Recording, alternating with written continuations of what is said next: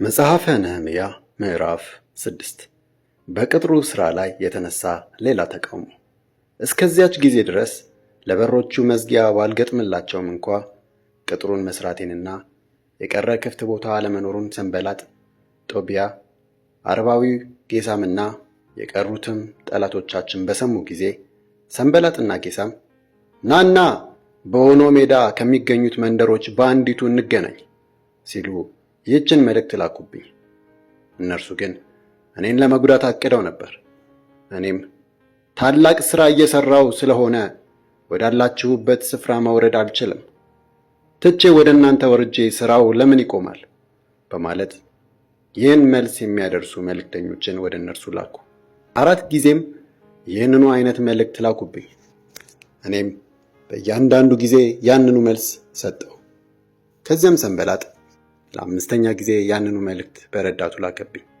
በእጁም ማኅተም የሌለው ያልታሸገ ደብዳቤ ይዞ ነበር። የተጻፈበትም እንዲህ የሚል ነበር: አንተና አይሁዳውያን ለማመፅ እንደምትዶልቱና ቅጥሩንም እንደምትሰሩ በሕዝቦች መካከል ተወርቷል። ጌሳምም እውነት መሆኑን አረጋግጧል። ከዚህም በተጨማሪ በተወራው መሠረት አንተ ንጉሣቸው እንደምትሆን ስለ አንተም በአይሁድ ንጉሥ አለ ብለው በኢየሩሳሌም የሚያውጁ ነቢያትን እንኳ ሳይቀር እንደ ሹም ተወርቷል። ይህም ነገር ለንጉሡ መድረሱ አይቀርም። ስለዚህ መጥተህ በአንድነት እንመካከር። እኔም አንተ የምትለውን የመሰለ ምንም ነገር አልተደረገም፣ ይህ አንተ በአእምሮህ የፈጠርኸው ነው ብዬ መልስ ላኩበት። ሁሉም እጃቸው መስራት እስኪሳነው ድረስ ይዝላል፣ ሥራውም ሳይጠናቀቅ ይቀራል ብለው በማሰብ ሊያስፈራሩን ሞከሩ። እኔ ግን አሁንም እጄን አበርታ ስል ጸለይሁ። አንድ ቀን ቤቱ በላዩ ላይ ተዘግቶበት ወደ ነበረው ወደ ሜጣቤል ልጅ ወደ ድላያ ልጅ ወደ ሸማያ ሄዱ።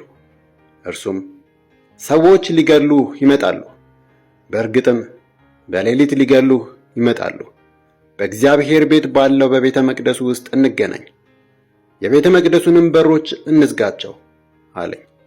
እኔ ግን እንደኔ ያለ ሰው ሸሽቶ ይደበቃል? ወይም ደግሞ ሕይወቱን ለማዳን ሲል ወደ ቤተ መቅደስ መግባት ይገባዋልን? አልሄድም አልሁ።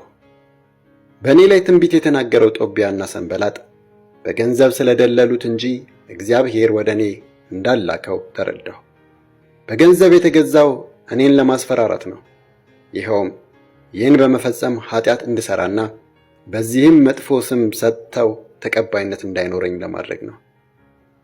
አምላኬ ሆይ ስለፈጸሙት ድርጊት ጦቢያንና ሰንበላጥን አስብ። ሊያስፈራሩኝ የሞከሩትን ነቢያቱን ኖዓድያንና ሌሎቹን ነቢያትም አስብ። የቅጥሩ ሥራ መጠናቀቅ። ቅጥሩም ኤሉል በተባለው ወር 25ኛ ቀን በ52 ቀን ውስጥ ተጠናቀቀ። ጠላቶቻችን ሁሉ ይህን ሲሰሙ በዙሪያችን ያሉ አሕዛብ ሁሉ ፈሩ፣ በራሳቸው መተማመንም አልቻሉም። ምክንያቱም ይህ ሥራ የተከናወነው በአምላካችን እርዳታ መሆኑን ተገንዝበዋል።